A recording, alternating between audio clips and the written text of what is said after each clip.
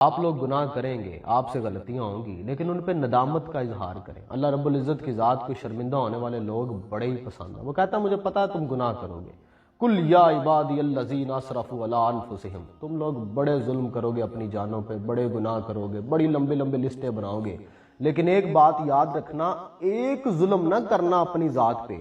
چاہے تم نے جتنے بھی گناہ کیے ہو، زمین سے لے کے آسمان تک لمبی فہرست تیار کر لی ہو، ایک ظلم نہ کرنا اپنی ذات پہ۔ لا تقنطوا من رحمت اللہ، اور میری رحمت سے مایوس نہ ہونا، میں بڑا بے نیاز ہوں، رحمان اور رحیم اور کریم ہوں، مجھے کوئی فرق نہیں پڑتا اگر میں بخشنے پہ آ جاؤں، اگر میں مہربانی کرنے پہ آ جاؤں، مجھے کوئی فرق نہیں پڑتا۔ تم لوگوں نے بس مایوس نہیں ہونا۔ اس کی ایک بڑی وجہ، آپ 100% پرفارم نہیں کر سکتے، ایک بڑی وڈی بلا ہے جی ساڈے پیچھے پئی ہے، جہدا نام شیطان ہے، اور وہ کوئی ایڈی کمزور جی پرسنالٹی نہیں ہے گی۔ ایتھے عام بندیاں سٹیٹس نہیں لائے ہوندے واٹس ایپ تے، میری انا کا یہ تقاضا ہے، میرا دشمن میرے معیار کا ہو۔ تو جس نے دشمنی اللہ رب العزت کے ساتھ مول لی ہوئی ہے، آپ کو لگتا ہے کہ وہ کوئی کمزور سی پرسنالٹی ہے؟ آپ اس کی آٹو بایوگرافی تو پڑھ کے دیکھیں شیطان کی۔ شیطان ہونے سے پہلے تک، جب تک اس کا نام عزازیل رہا ہے، آپ اس کی آٹو بایوگرافی پڑھیں، آپ کو پتہ لگ جائے گا۔ زاہد، عابد، والی، تقی، قبازیل، استاد الملائکہ عزازیل، اتنے بڑے بڑے ٹائٹل تھے اس کے۔ فرشتوں کا استاد رہا ہے، مقربین کا استاد رہا ہے، اگلا جنت کا خزانچی رہا ہے 40,000 سالوں تک۔ عبادت اور ریاضت میں اس نے جھنڈے گاڑ دیے تھے۔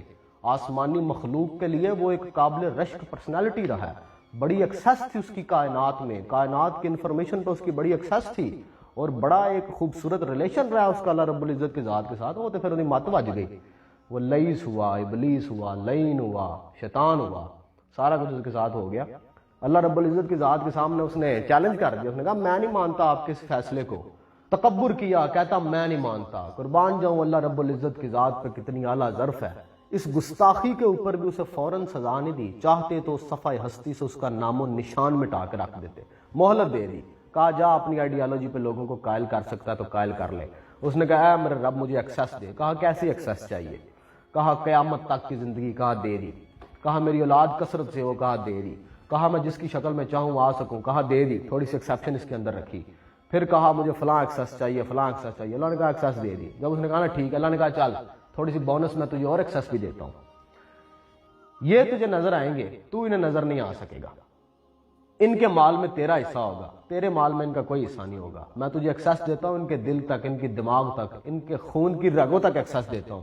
اس نے کہا میں پھر ان پہ حملے کروں گا، نیچے سے، اوپر سے، آگے سے، پیچھے سے، اور میں انہیں بہکاؤں گا، میں انہیں قائل کر لوں گا اپنی آئیڈیالوجی پہ۔ اللہ تعالیٰ نے کہا ہاں تو کرے گا حملے، ان میں سے بہت سو کو تو ڈوچ بھی کروا دے گا، لیکن میرے ان بندوں کا تو کچھ نہ بگاڑ سکے گا جو اخلاص والے ہوں گے۔